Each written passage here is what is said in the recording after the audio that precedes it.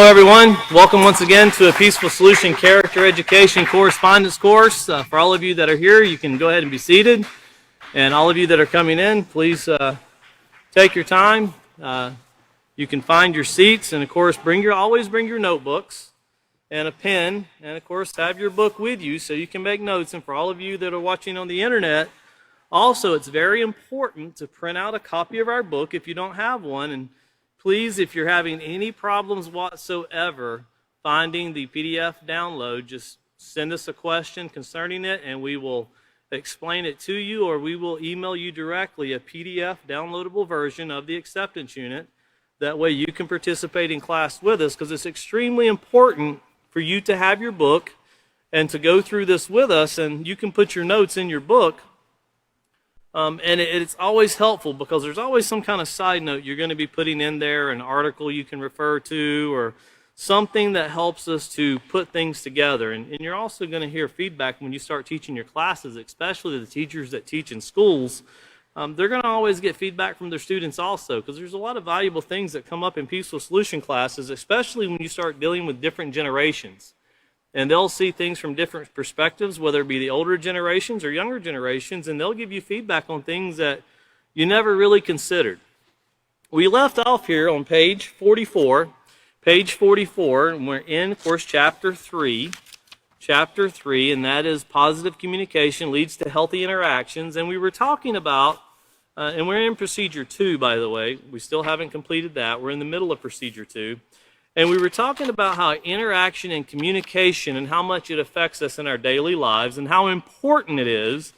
And of course, we talked about on page 43, what would it be like if you had to go a day and you couldn't say anything to anyone? You couldn't make a comment to anyone. You couldn't ask for something. You couldn't tell someone if you were in pain.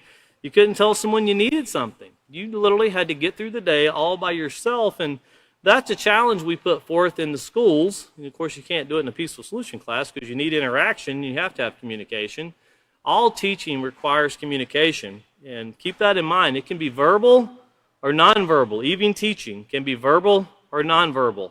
So think about that when we're in the role of teachers, which if you're in the role of a teacher, you're always in the role of a teacher. There's never a time you step out of that role. If one of your students see you in the store, they recognize you as, hey, there's my teacher. So remember that if you're in the store and you're throwing a can of peas at somebody, oh, that's my teacher. Yeah. You know, you want to always have a positive outlook and always conduct ourselves, and I know this is easier said than done, but always conduct ourselves as whoever we consider the most important person that we would want to make sure we're always on our best behavior in front of. We always need to act like we're conducting ourselves in front of that person. Because if we let that person down, and it could be your mom, your dad, your grandmother, it could be some other individual in your life that you're thinking about that you would not want to let down, well, we always need to consider that, because in reality, the things we do that we think no one sees, well, they do get seen and they do affect people.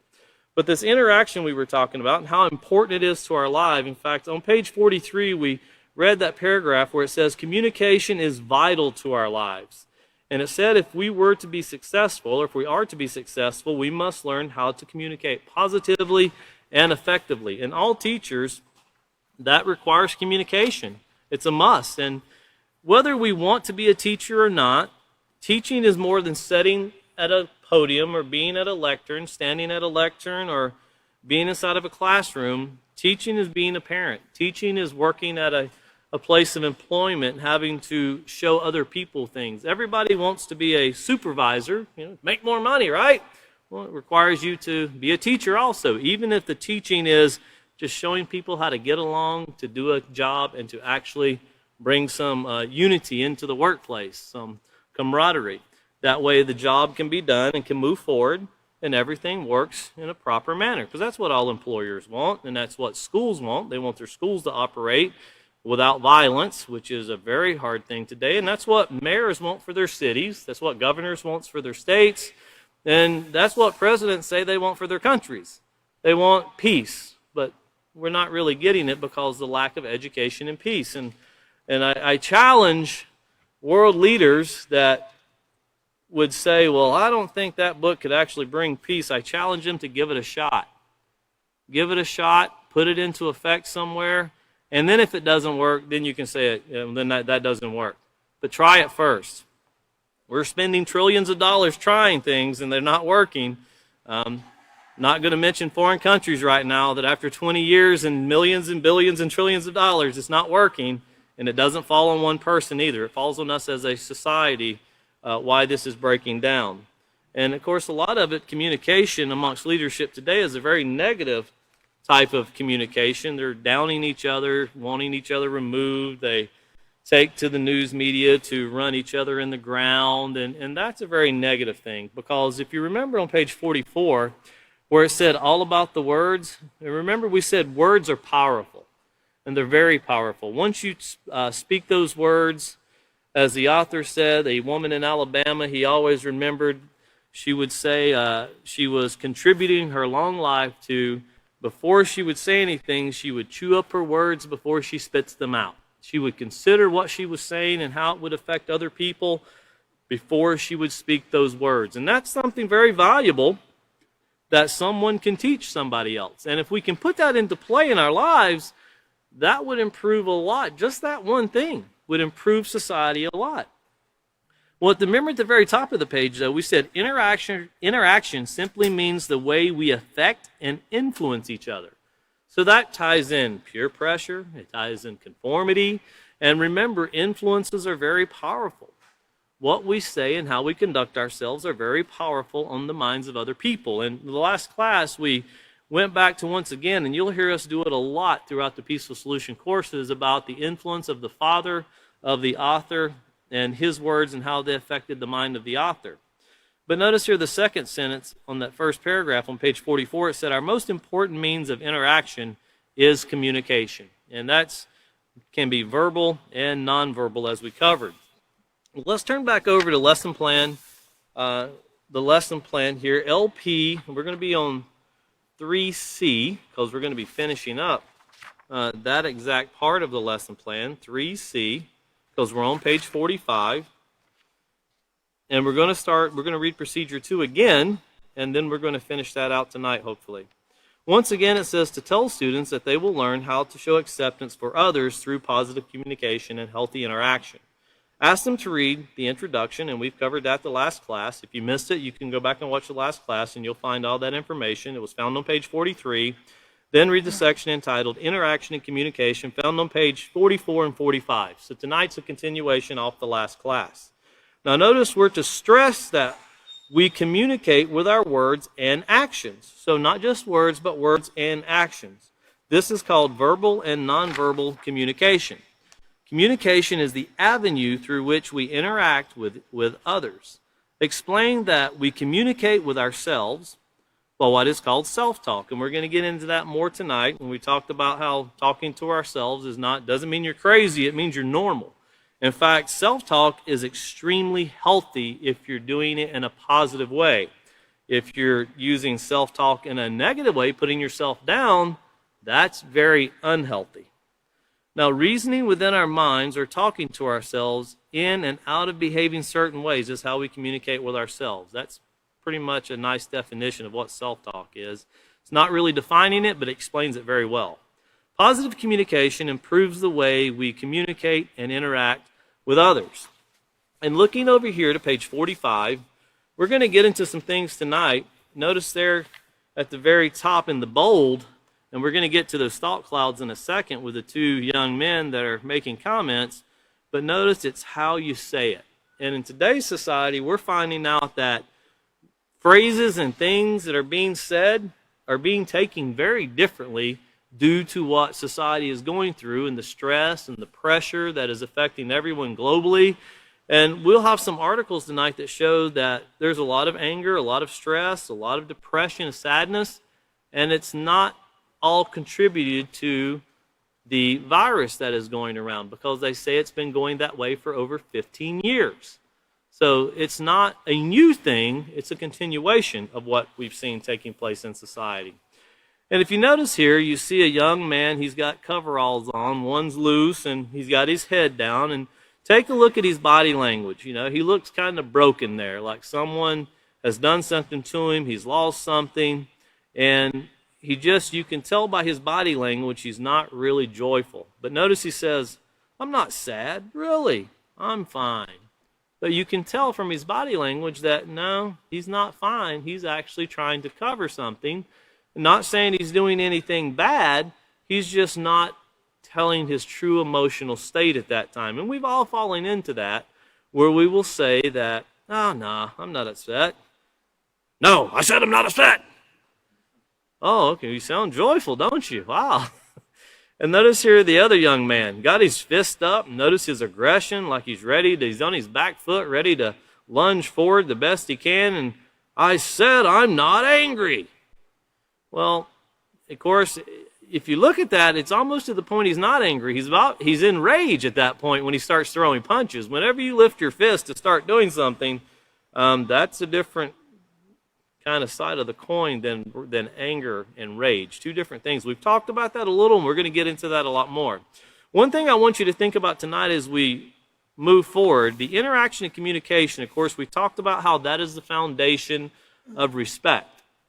And remember that, because we're going to build foundation upon foundation. And as we move forward, we'll find out that positive communication is the foundation of respect, but that's not the foundation of positive character. There's something else that's underneath that.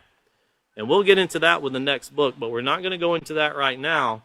But as far as communication goes, positive communication, that's the foundation of respect. And of course, this communication, as we go forth and we interact with each other on a daily basis, how many times do you need to disrespect someone before you hurt them? You can do it the first time.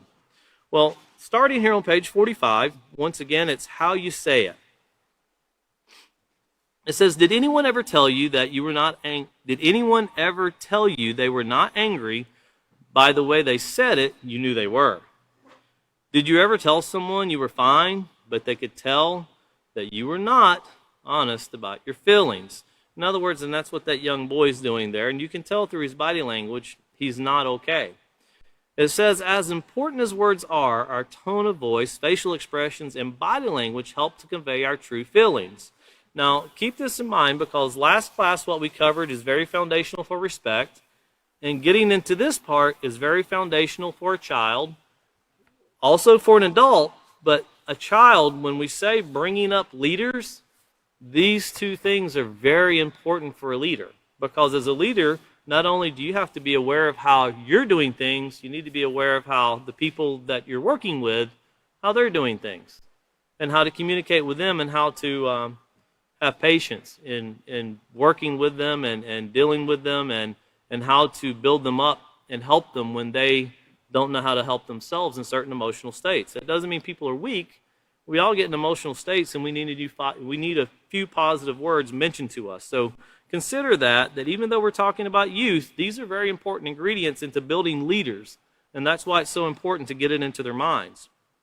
Notice it's not just what we say, our words, it's how we say it, our tone of voice, and how we look at it when we're saying it, and how we look and act when we're saying it. So let me read that one more time. It's not just what we say, our words, it's how we say it, our tone of voice, and how we look and act when we're saying it, our facial expression and body language.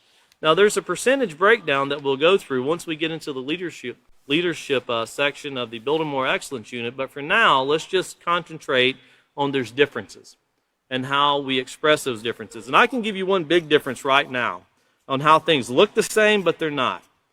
Like my glasses here, I have two pair.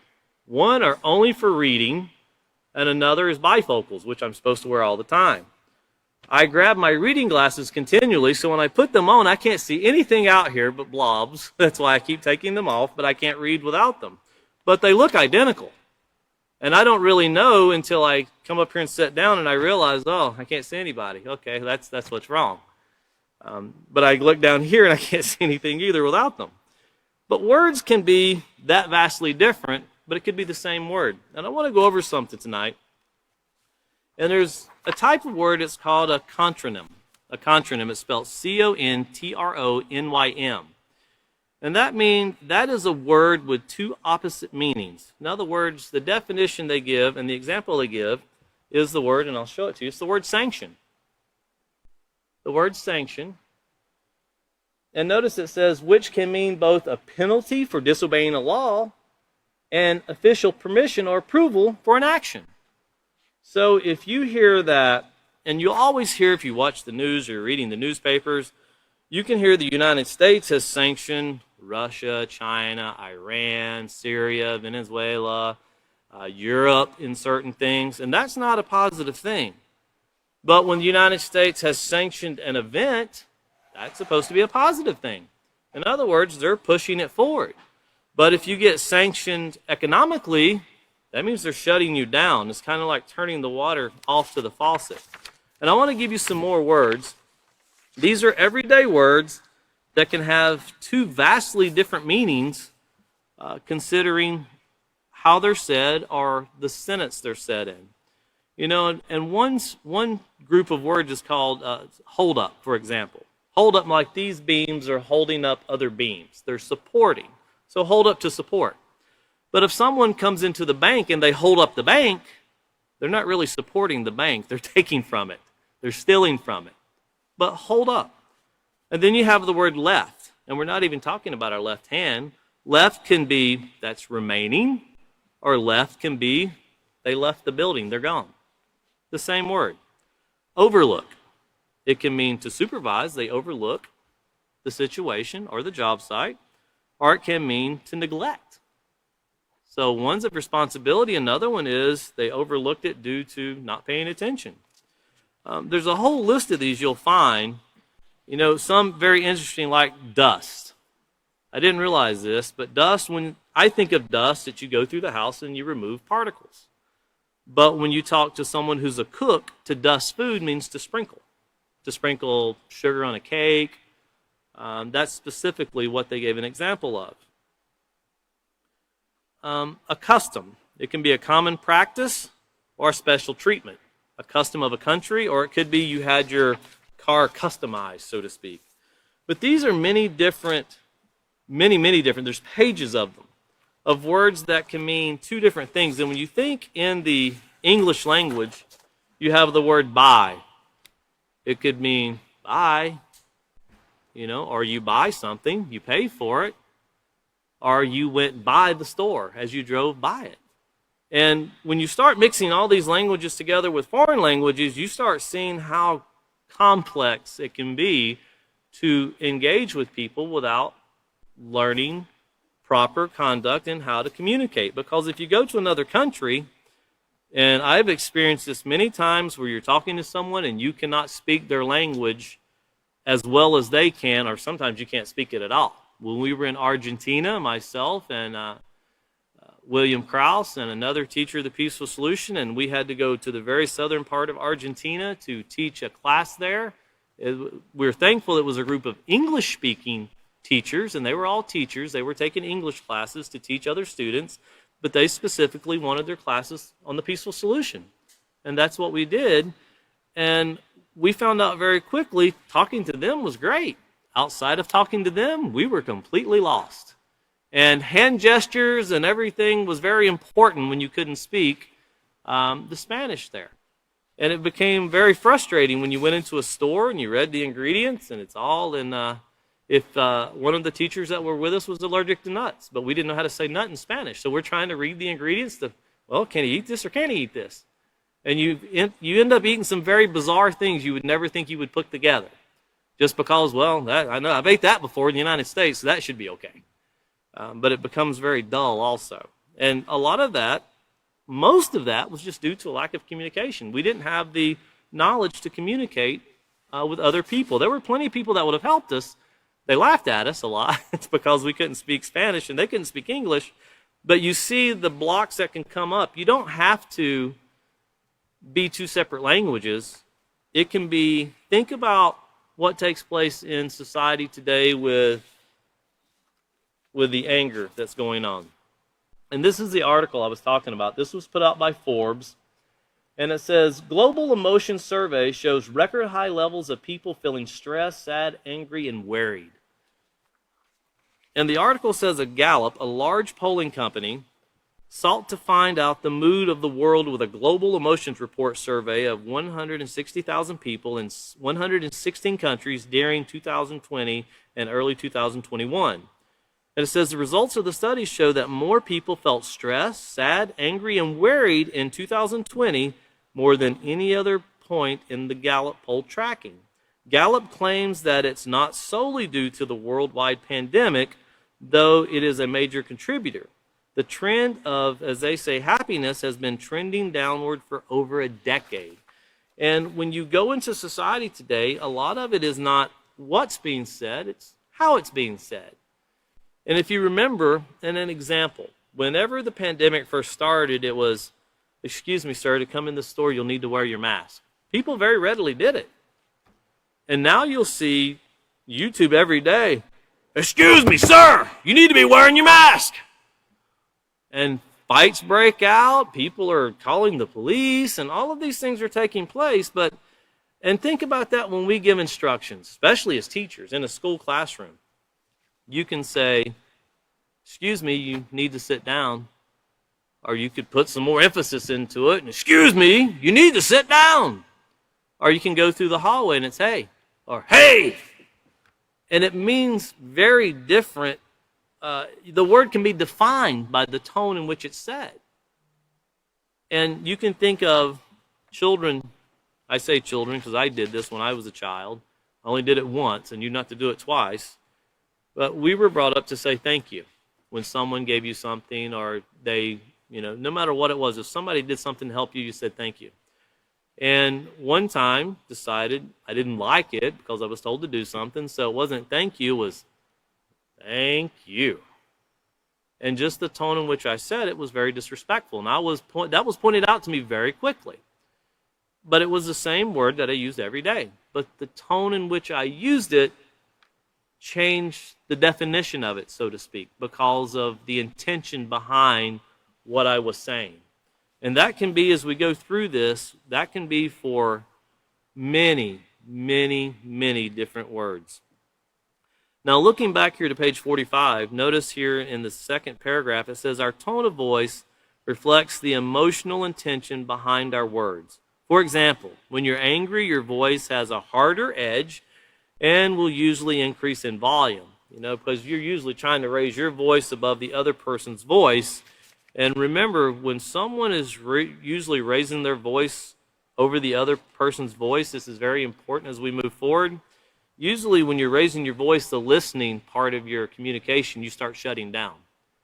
There's no listening taking place because you're trying to elevate yourself to be louder. And usually you'll notice you'll start interrupting people that are trying to talk because you're wanting to get your point across. And this is why teachers have to be very careful, even in a classroom setting, because it's just getting out of hand. We talked about that emotional in the last class, where when two people are getting very emotional, you notice you don't build anything positive as far as rectifying the situation until the emotions die down.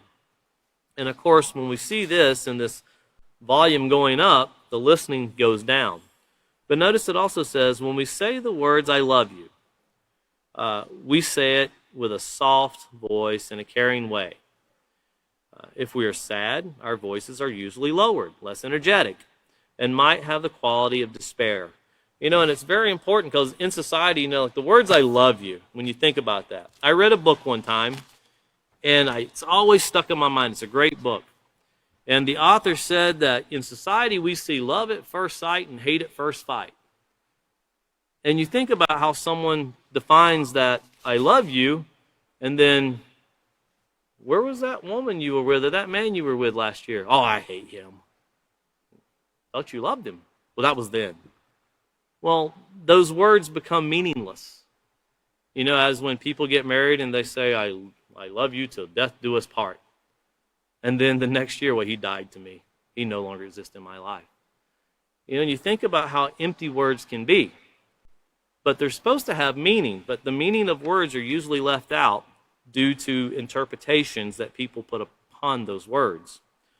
But we're talking about getting back into using things in sincerity, with caring, consideration, and compassion, as we've talked about before. But notice it's on your face. Our facial expressions also help to convey our true feelings. And that's what we're talking about. If you notice the young man up top, the young man over to the side here, you have the one that's sad, the one that's angry. And of course their words doesn't really show what the body's showing. The body language speaks a lot louder than the words themselves. And it says, have you ever heard the old saying, actions speak louder than words? Our emotions act out scenes on our face. Have you ever looked at someone and knew that they were bored, joyful, sad, or angry?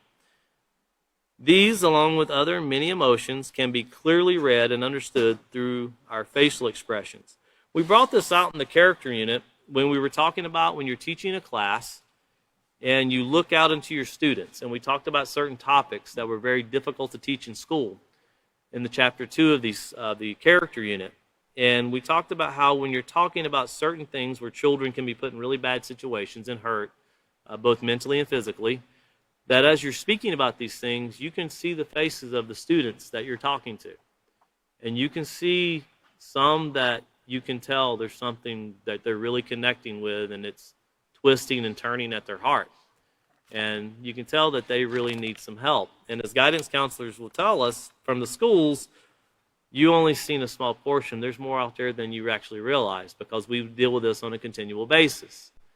And of course, they say, as the teachers and guidance counselors always tell us, that depression is always the largest problem that they are finding and having to deal with. So once again, always think about this. It's on their face, it shows, and it's something that has to be dealt with. So it's more than just words. When someone's speaking, we need to be listening and watching, not like a detective to, let me see if they're lying to me. We'll get into that too, but we're talking about just positive communication and considering how it works. Now we're going to read page 46. If you notice in your lesson plan, 46 is not mentioned, so we're going to cover that with procedure 2, and then on page 47 we'll move on to procedure 3. So here it says, before sound was incorporated into films, the public relied on the actors and actresses to portray their feelings by their facial expressions and body language. There is still a form of entertainment which relies exclusively on one's ability to interpret communication through expression of body or facial expressions. This is called pantomime. Now, pantomime, if you don't know what that is, I printed out a definition because there's a lot of history behind pantomime. Charlie Chaplin was a very popular person that could actually do silent movies, as they called them. But pantomime, of course, this is from the Merriam-Webster Dictionary, and of course, first it means a pantomimist. And notice it says, this dates back fairly much in time. It says, an ancient Roman dramatic performance featuring a solo dancer and a narrative chorus. So they would be moving right along with the music, and of course the music beats up. If you've ever seen Western films, it's the same way, or a film that has suspense to it, it's the same way. The music and the drama in horror films, all of that will change to do, it's talking to you. It's actually feeding you. It's building you up. It's getting your emotions ready for what's coming next, but not one word is said.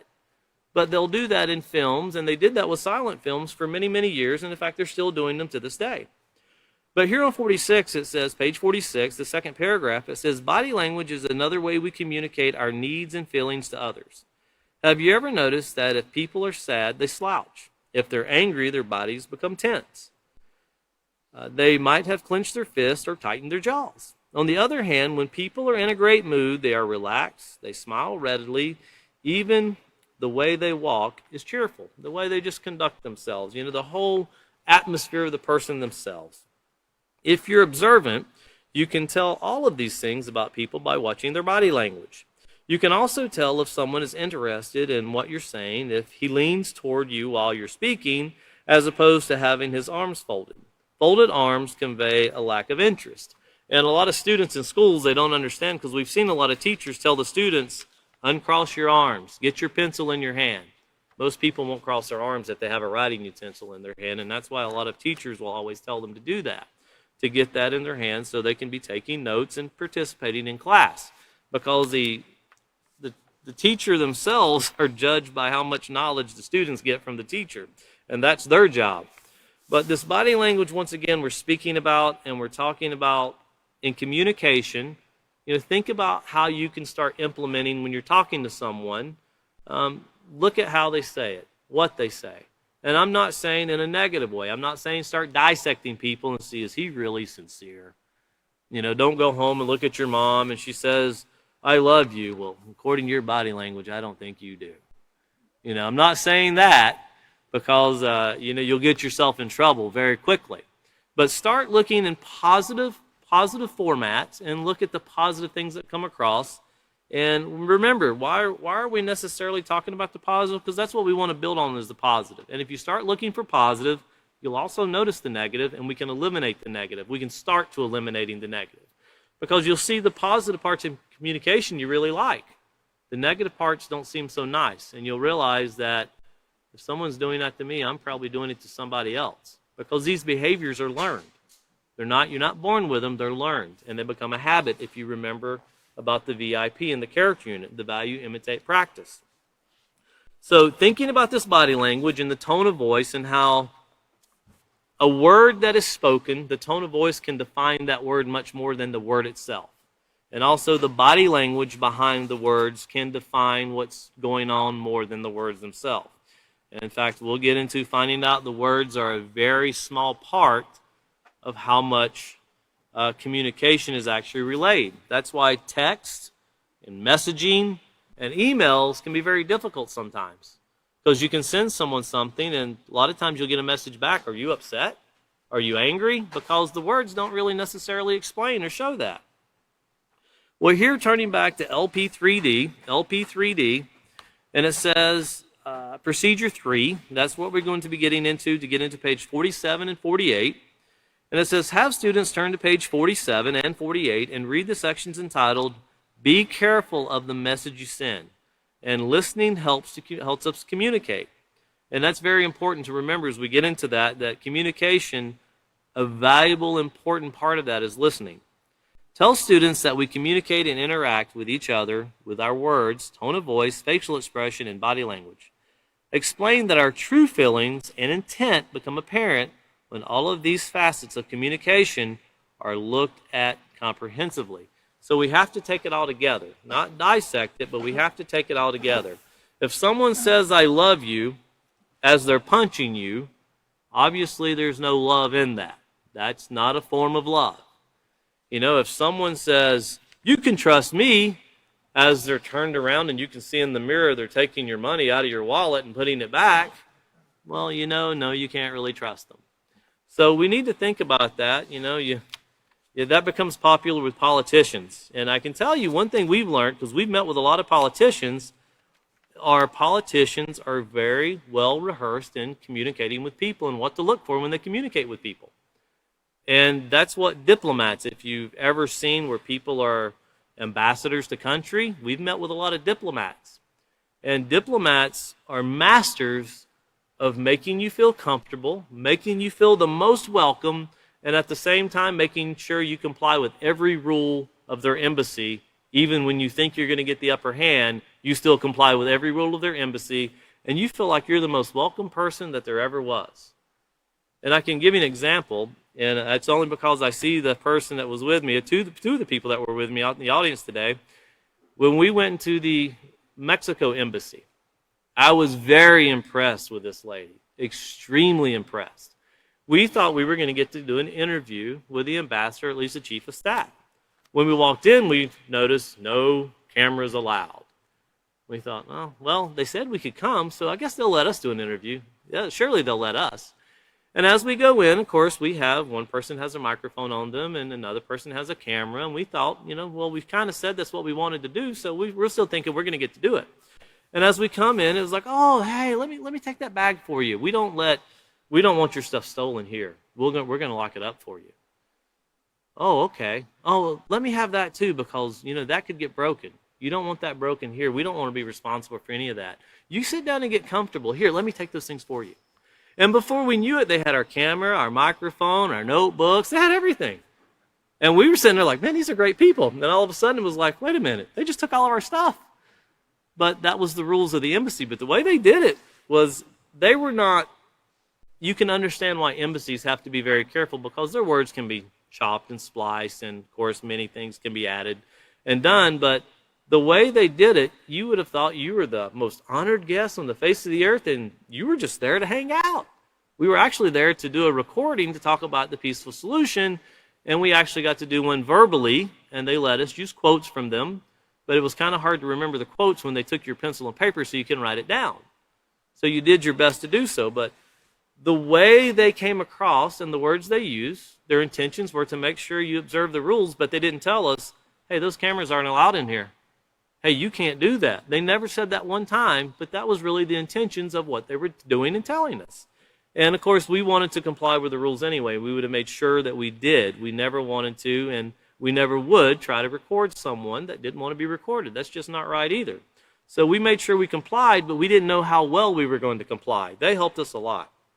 So here on page 47, it says, be careful of the message you send. It says, people can also use their body language to attract members of the opposite sex. Boys usually show their interest in a particular girl by acting macho, or as I've been to other countries, they say machismo, or tough or cool. They tend to puff out their chest, flex their muscles, and strut when they walk. Their body language says, hey, look at me, notice me.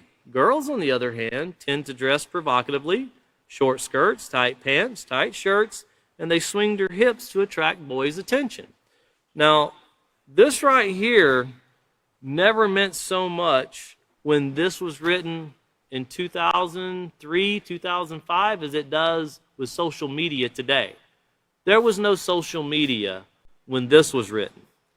But most of your, I shouldn't say most, I should say a lot of people on social media, when they're looking for friends, that profile picture means everything. And people will do some of the most provocative things on their profile pictures to attract attention. And think about this. If you're a young lady, or if you're a young man, and you're wanting attention, what kind of attention are you wanting? Because if you're a young lady and you, let's say you fall into these categories of you dress provocatively, you expose yourself in some sort, short skirts, tight pants, those are all forms of exposure, tight shirts. What kind of attention are you getting, and is that really the attention you're looking for? Because if someone was to walk down the street and that's all they noticed about you was what you were exposing, how tight your clothes were, I would think that 99% of the women in today's society would feel very uncomfortable with a stranger staring at things that are attracting them, and it's not for the right reason. In fact, there's a lot of danger involved in that. And then you have these young men, of course, they also do the same thing. They puff out their chest and they try to wear the tight shirts to show their muscles. And they've even got out these new shirts now. I seen advertised the other day on one of the news channels. This t-shirt will hide your gut and make your chest look more muscular. And you don't have to do a thing, just wear our shirt. And I thought, wow, that's pretty sad, because it's all about trying to present yourself with this false kind of persona. And when you display these things, and I don't want to mention any form of social media because there's a lot of forms of social media I've never been on, I've never seen. But I know it's very common with social media that these things are done. And teachers talk about it also in the schools, that the things that children do, one of the most common things that you have in society today, and this is due to peer pressure, is children in middle school and high school will put very explicit pictures of themselves on social media. And then they'll send it to someone else, and then they'll send it to someone else, and they send it back and forth, and they don't even understand that they're participants in child pornography, which is a very serious crime. But they themselves are the ones doing it. And we've had teachers come to us and talk to us and say, hey, can you really hit this? Can you talk about this? Because these children are really doing this. And it's illegal. And you'll never find yourself being surprised after the first time when myself and William went into a class of, I think I remember correctly, it was third graders. And William asked them, how many of you guys have a cell phone? And every hand but one went up. And then we asked them, how many of you guys have social media accounts? Over half of them went up. Aren't you supposed to be like 16 or 18 to have a social media account? And they all said almost in unison, we lied. they lie about their date of birth, and they had them. Well, sometimes little Johnny's not talking to little Billy. Sometimes little Johnny's talking to somebody that's not so popular on the other side. And also the girls, it's the same way. If people notice you for the wrong reason, they're wanting to get to know you for the wrong reason. And we'll get into much more of that as we go forward, but you need to really consider the dangers that you're presenting by advertising yourself in such manner. But notice it says, be careful of the message you send with your body language, because it says a lot about your character. And if you're dressing promiscuously, people are going to see it that way. They're going to see you as, and I hate to phrase it this way, but instead of seeing you as a lady, they're going to see you as a piece of meat. And it's not a positive thing. Remember the STDs we've talked about and how easily they're spread and what's taking place in society. You don't get a second opportunity with some of these things. So what you're communicating when you try to encourage a member of the opposite sex to pay attention to you. Consider what it is you're saying about yourself when you walk and dress in a way that is meant to turn heads. And that can even be done in the shoes you wear and the sound they make on the floor. People have been known to acquire negative reputations because of the way they dress and behave, especially around members of the opposite sex.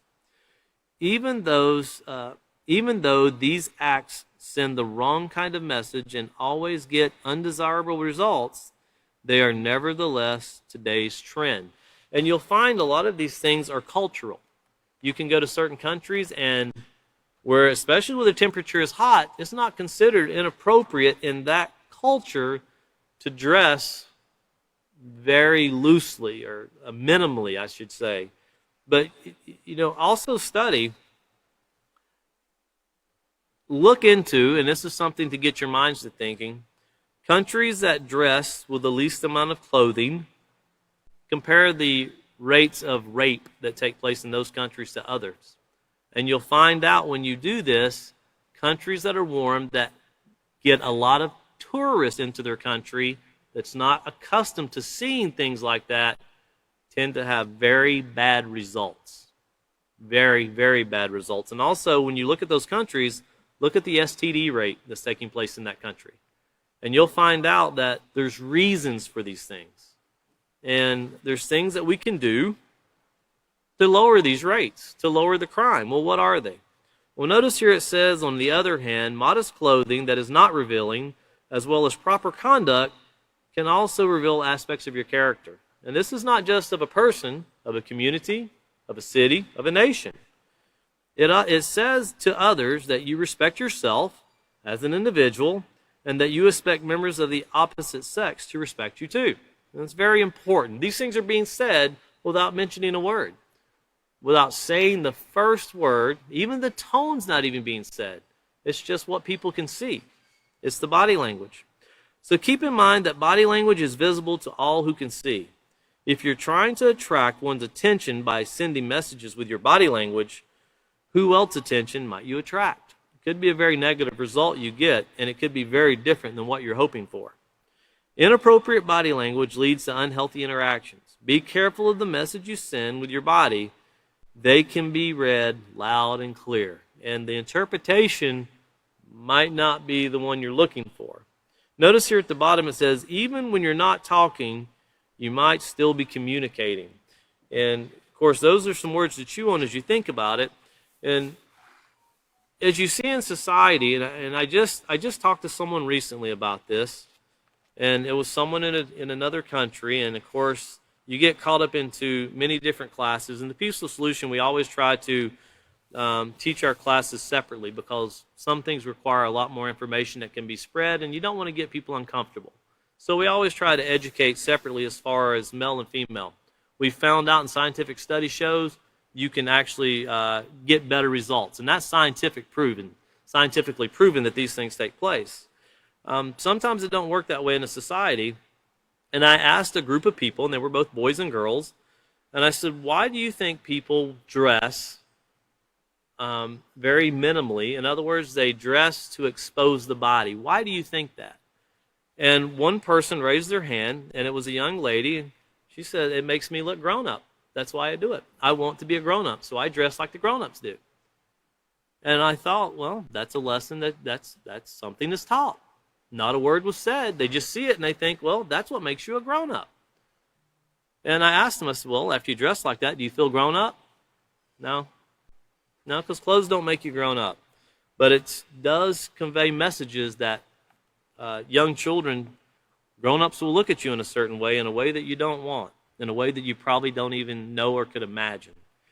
So these are things that teachers come to us in middle schools and ask us to try to get across. There was a middle school that we were in right before COVID, and the biggest thing they wanted us to talk to the students about, and it involved communication, was relationship abuse in a middle school, where students were beating, as one teacher said, the living hell out of each other. Boys beating girls, girls beating boys, and then they'd move on to the next one, and they were physically abusing each other. And they said it was out of control. They did not know what to do to help it. Well, obviously, a relationship was not even in their mind. It was more of domination, and it was a lot more to that, but they didn't know how to communicate in a relationship for sure. When something is not pleasing to you, beating someone is not the way to get the result. And of course, that brings us to listening helps us communicate, because in relationships and in classroom settings and in any interaction, listening is a very important part. And listening to what's being said can actually help change the direction, very negative directions in which something is going. And notice here it says, learn to listen. So you're not a born listener either. You're not a born leader. You're not a born listener. We are not a born listener. We have to learn to practice, to develop this ability to learn to accomplish this. And it said, did you know that listening is also one of the ways in which we communicate?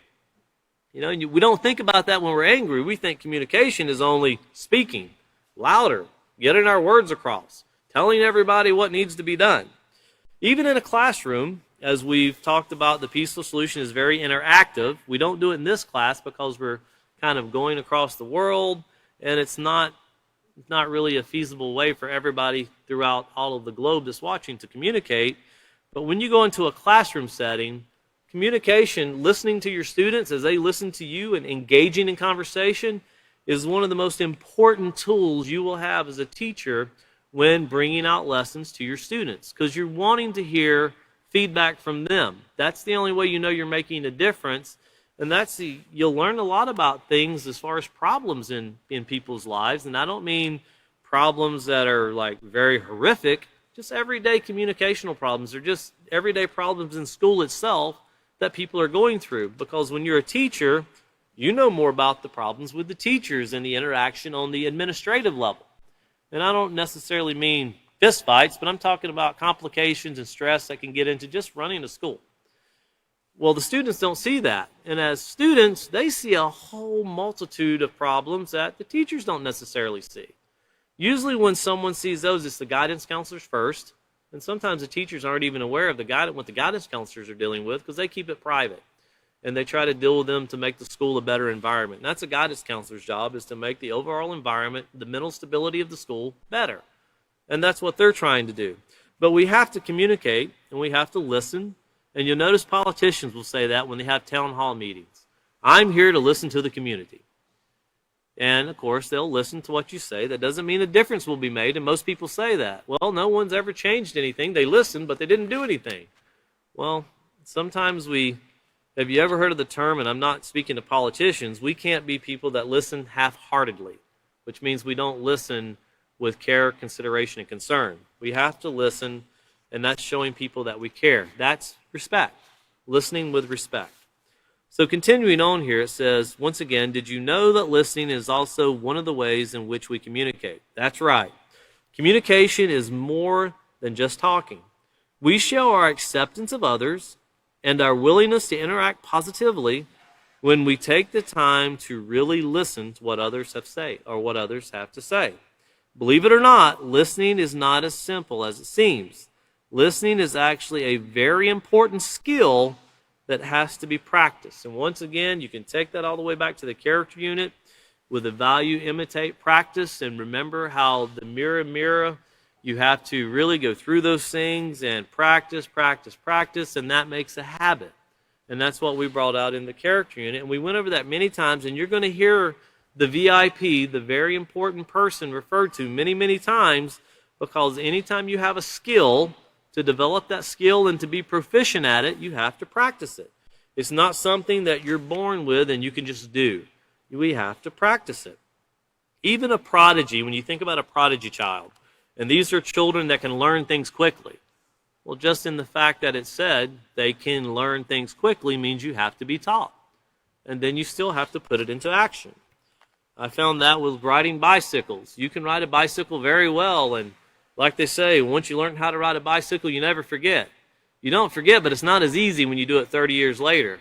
It's very different. In fact, you got to look at what your body's doing and try to make sure you can see. It's like if you go running somewhere and you haven't ran in a while, and you run somewhere because of an emergency, you find out that I don't remember breathing this heavy and my legs don't move as fast anymore, and man, I have things move around now that I never had before. I guess it's because I have 80 pounds more or something like that.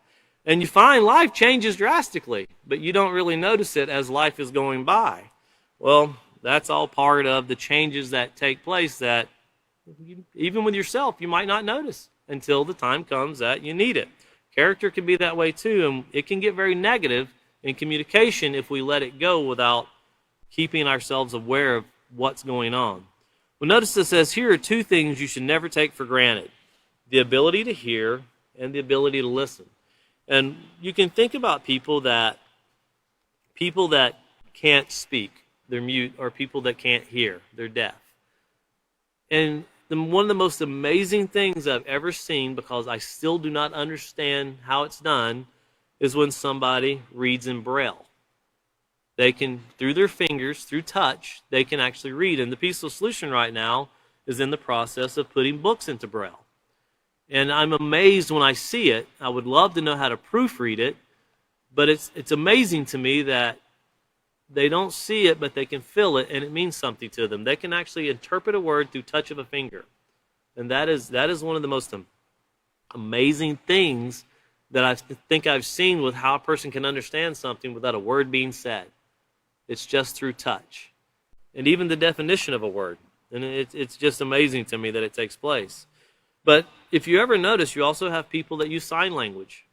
And they can communicate. Body language is, if you've watched that, this is one of the most common things now with COVID press conferences, or press conferences in general. You always have at the bottom of the screen. It used to be a rare thing. Now it's always, you have people doing sign language. And the facial expressions are very dramatic when they're doing them. They're not just moving their hands. It's a lot of facial expression, trying to relay emotion that's being said by the speaker themselves to those who are spending more time looking at the sign language. So the ability to hear and the ability to listen is more than just right here. A lot of times it's through your eyes for a lot of people. If you've never read the story of Helen Keller, take the time to read it.